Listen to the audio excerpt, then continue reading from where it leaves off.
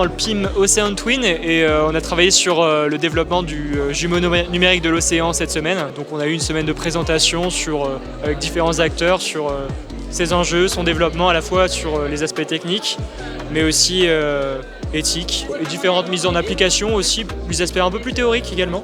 On a eu une intervention de Mercator Océan.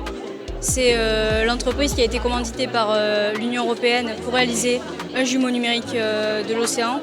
Donc on a surtout eu des interventions d'eux.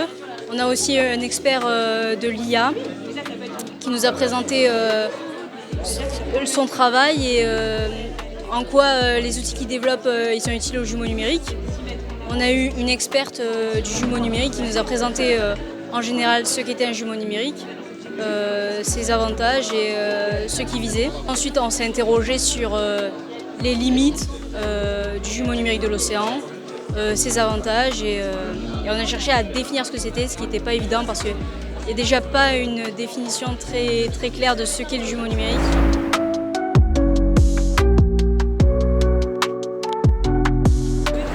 L'intérêt de l'interdisciplinarité dans la recherche et surtout dans les objectifs du jumeau numérique de l'océan, donc qui vise à aider, dans l'idéal, les décisionnaires à prendre en compte plein de paramètres économiques, sociaux, environnementaux, physiques, etc. Et ça nous a également permis de nous interroger sur l'apport de chacune des disciplines dans la réalisation d'un projet scientifique.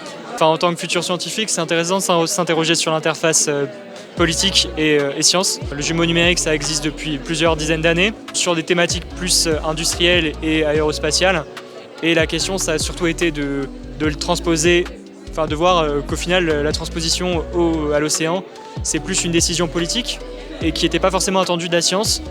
Et donc voir comment les scientifiques qui travaillent sur ces sujets-là s'adaptent à la commande et à ce nouvel outil avec plus ou moins d'intérêt et plus ou moins en tout cas un a priori, que ce soit positif ou négatif.